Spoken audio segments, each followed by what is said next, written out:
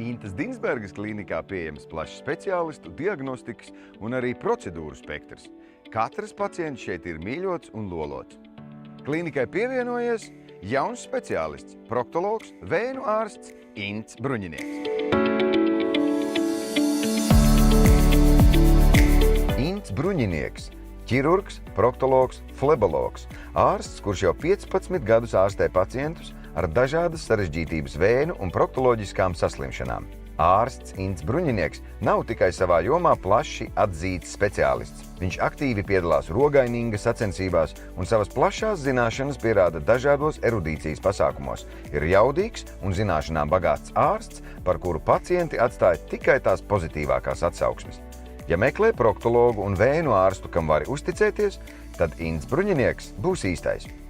Tagad pēdējos gadus vakarā sāk piekust kājas, agrāk nepiekust. Un tagad man nepatīk šī te vēna, kas nāk tur uz vizuāli kaut kas piekust uz jā, ādu, un uz vakar arī šeit man kaut kas tāds paceļās, bet vairāk nekas man netraucē. Tūska kājās? Nav.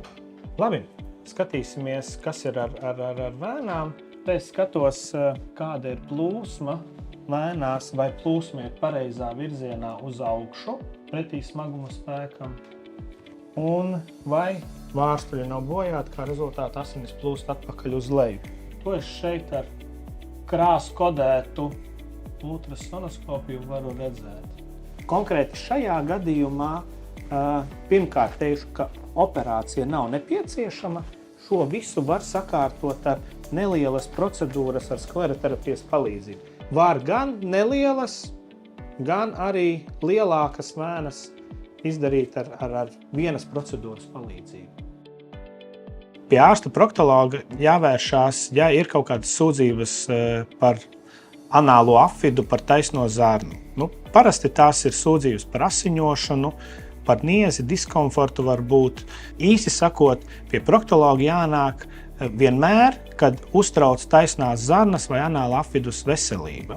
Arī tādos gadījumos, ja sūdzību nav, arī tad, protams, var nākt, tikties ar speciālistu, un speciālists izvērtēs jūsu veselības stāvokli, apskatīsies, izmeklēs un nomierinās, ka viss ir kārtībā. Man ir patiesas prieks uzsākt darbu ginekoloģijas klīnikā, jo pirms 3 gadiem, aizstāvot savu doktora disertāciju, man bija darbs par taisnās zarnas un iegurņu muskulatūras funkcionālām izmaiņām, kur ir tieša saistība ar ginekoloģiju, kur patiesībā problēma var būt gan ginekoloģiska, gan proktoloģiska rakstura, un patiesībā šis problēmas risinājums ir sadarbībā vienotā komandā ar ginekologiem.